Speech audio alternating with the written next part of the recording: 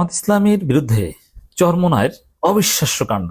দর্শক, পর্দার অন্তরালে বিএনপি চরমোনাই সম্পর্ক দেখলে আপনি অবাক হবেন, আশ্চর্য হবেন। এটা চরমোনাই, এটা একটা ইসলামী দল, এরা হুজুর, এরা রাজনীতি করে, এদের মুখ, এটা কি মানুষের মুখ? এই চরমোনাই কিছুদিন আগে তারেক রহমানকে কি বললো যে চান্দা তোলে পল্টনে, বাঘ যায় লন্ডনে, 10% খাম্বা, কত জঘন্য ভাষায় তারেক রহমানের সমালোচনা করেছে। এটা করতেই পারে, এটা অধিকার এবং সমালোচনা হওয়ার যৌক্তিক।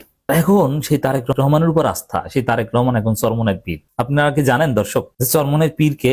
চরমোনাইয়ের পীর কিন্তু মুফতি সৈয়দ রেজাউল করিম না, চরমোনাইয়ের পীর মাননীয় প্রধানমন্ত্রী তারেক রহমান। চরমোনাইয়ের নতুন পীর তারেক রহমান, পীর মানছে তাকে। এটা কি দালালি না? এরকম ইউটার্ন কিভাবে নেয়? How is it possible? চরমোনাইয়ের রাজনীতি একটা ধরা খেয়েছে জোটের সমীকরণ, ঠিক আছে, তারা সাইড কেটে গিয়েছে। ধীরে ধীরে তাদের রাজনীতি 12 ফেব্রুয়ারি নির্বাচনে তাদের রাজনীতি নাই হয়ে গেছে এখন, যার ফলে তাদের রাজনীতি নাই। ধীরে ধীরে স্থানীয় সরকার নির্বাচনের মাধ্যমে তারা রাজনীতির ট্রাকে ফেরার চেষ্টা করবে। That should have been, but তারা এভাবে নোংরা ভাবে বিএনপির পক্ষ নিচ্ছে, অথচ সরকারি দলের পক্ষে গেলে সেই দলের কোনো ভবিষ্যৎ থাকে না। ছোট ছোট দলগুলোর রাজনীতি থাকে মূলত বিরোধী দলীয় গ্রাউন্ডে এবং সরকারের বিরুদ্ধে। সরকারি দলে যারা থাকে অতীতে দেখা গেছে, যেমন বাংলাদেশে একটা পার্টি ছিল এলডি, বিকল্পধারা, সেখানে মাহিবি চৌধুরী ছিল, তার আব্বা বি চৌধুরী ছিলেন, অত্যন্ত সম্মানিত এবং গুরুত্বপূর্ণ লোক ছিলেন, এবং তরুণ প্রজন্মের মধ্যে তাদের একটা আকর্ষণ ছিল। বাংলাদেশের যদি 5-6টা দল হিসাব করতেন, তাদের মধ্যে মাহিবি চৌধুরী, বি চৌধুরী, তারা ছিল ওয়ান অফ দেম। আজকে যেরকম আমরা নুরুল হক নুরের কথা বলি, জোনায়েদ সাকির কথা বলি, মাহমুদুর রহমান মান্নার কথা বলি, কিংবা ব্যারিস্টার ফুয়াদের কথা বলি, এবং মুজিবুর রহমান মঞ্জুর কথা বলি, এরকম কিছু তরুণ রাজনীতিবিদদের নিয়ে যদি আলোচনা করা হয়, যাদের নাম আসে বা টক শোতে বিভিন্ন জায়গায় কোনো কোনো ভাবে দে আর রিলেভেন্ট টু আস, ওরকম বা তাদের চাইতে গুরুত্বপূর্ণ থাকতেন মাহিবি চৌধুরী।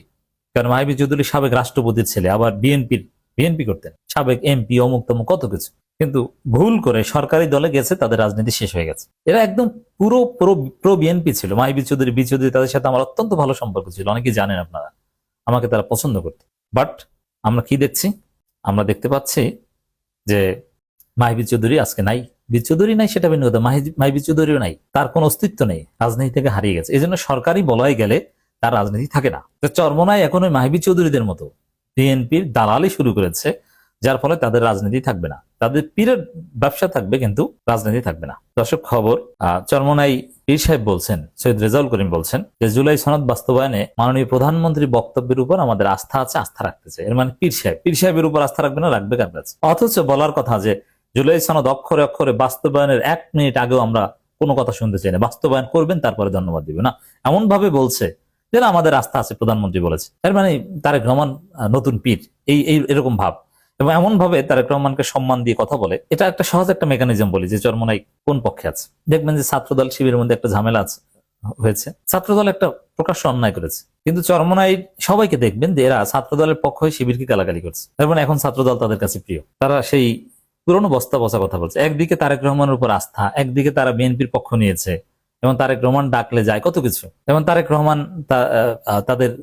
দরবারে হাদিয়া, তোহফা পাঠান, বিশেষ দূত পাঠান। তারেক রহমান দূত, তিনি কিন্তু চরমোনাই দরবারে যান, এই লাস্ট ওয়াজেও গিয়েছিল। এগুলো চলছে গোপনে। আমরা দেখতে পাচ্ছি যে যেই বিএনপি মার্কিন যুক্তরাষ্ট্রের সাথে গোপন দালালি চুক্তিতে আবদ্ধ, এ বিষয়ে চরমোনাই তেমন কোনো বক্তব্য নাই, কিন্তু জামাতের সাথে নাকি জোট হয়নি এই মার্কিন যুক্তরাষ্ট্রের সাথে মাখামাখির ফলে। দেখেন, চরমোনাই তাদের ঢাকা দক্ষিণ এবং উত্তর সিটি কর্পোরেশনে প্রার্থী ঘোষণা করেছে, যদিও তাদের এই প্রার্থিতা বা এগুলো নিয়ে কারো কোনো আগ্রহ নেই, এটা নিয়ে রাজনীতি কোনো আলোচনা নাই। কারণ চরমোনাই এখন রাজনীতির ট্র্যাকে নেই।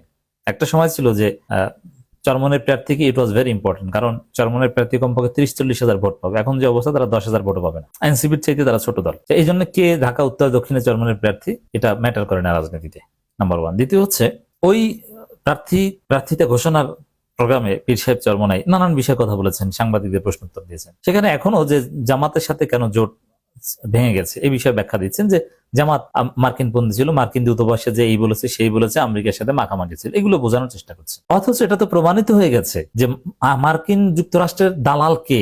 বিএনপি ক্ষমতা এনেছে কে? মার্কিন যুক্তরাষ্ট্র। জামাতের সাথে মার্কিন যুক্তরাষ্ট্রের কোনো মাখামাখি ছিল না, যার ফলে আমরা দেখেছি মার্কিন যুক্তরাষ্ট্রের দালাল এবং বিএনপির গুপ্ত ডক্টর খলিলরা যুক্তরাষ্ট্রের সাথে যে গোপন বাণিজ্য চুক্তি করেছেন, ওই বাণিজ্য চুক্তি অক্ষরে অক্ষরে বিএনপি মানার জন্য প্রস্তুত, এবং চুক্তি কার্যকর হওয়ার আগেই তারা বোয়িং কেনার প্রক্রিয়া শুরু করে দিয়েছে। এবং মন্ত্রীদের যে বক্তব্য আপনারা শুনেছেন মার্কিন যুক্তরাষ্ট্রের সাথে কথিত বাণিজ্য চুক্তি বিষয়ে, এবং বিএনপির মন্ত্রী তো ডক্টর খলিল রহমান। এটা থেকে বোঝা যায় যে আসলে মার্কিন যুক্তরাষ্ট্রের দালালকে, এটা দিবালোকের ন্যায় স্পষ্ট হয়ে গেল। তো সেই জায়গায় জামাতের সাথে মার্কিন যুক্তরাষ্ট্রের ট্যাগ করে জোট ভাঙার জন্য দায়ী করা, এটা যে কতটা স্টুপিডিটি। আরে ভাই, জামাতের সাথে আপনি চীনের সাথে দায়ী করতে পারেন যে জামাত চীনের সাথে মাখামাখি করছে। চীনের রাষ্ট্রদূত সরকারের সাথে কাজ করে না, কাজ করে জামাতের সাথে। চীনের সরকারি অনুদান সরকারের মাধ্যমে দেয়াচ্ছে না, জামাতের মাধ্যমে দেয়াচ্ছে। আমিরে জামাতের সাথে মাখামাখি, জামাতের আমির বা এই যে ডাকসুর ছেলেরা, এরা চীন যে ঘোরাফেরা করছে, কই আমেরিকা তো যাচ্ছে না। যদি চীনের দালাল বলতো বা চীনের কারণে জোট ভেঙে গেছে একটা কথা হতো, কিন্তু যুক্তরাষ্ট্রের কারণে জোট ভেঙে গেছে, এটা তো মিথ্যা কথা। তো দর্শক, এই চরমনের কমপ্লেক্সিটিটা বুঝতে পারছেন? আর এই চরমনাই আমি অবাক যে এখনো জোট ভাঙার জন্য জামাতকে দায়ী করছে। আমরা যে কথা আগে থেকে বলে আসছি যে এটা আসলে বিএনপির খপ্পরে পড়েছে। তারা আসলে সরকারি দলের দালালি করতে পছন্দ করে। তাদের কোনো রাজনীতি নেই, সরকারি দলের দালালির মধ্যেই তাদের রুটি রুজি। তবে হালকা দালালি, একদম মারাত্মক দালালি না। তো সেই জায়গায় বিএনপির সাথে দালালি, এটা চরমনাইয়ের প্রতিষ্ঠিত উসুল। বিএনপির দালালি করছে। তবে হ্যাঁ, যদি সম্ভাবনা থাকতো যে আওয়ামী লীগ অচিরেই ক্ষমতা আসবে, তাহলে বিএনপির দালালির মাত্রাটা একটু কম থাকে। যেহেতু আওয়ামী লীগ আসবে না, এই কারণে বিএনপিকে চরমনাই তাদের মঞ্জিলে মাকসুদ হিসেবে বেছে নিয়েছে যে তারা যতদিন থাকবে, নিজেদের তো রাজনীতি নেই, তারা বিএনপির দালালি করবে। তাদের গতি প্রকৃতি দেখে সেটাই মনে হচ্ছে।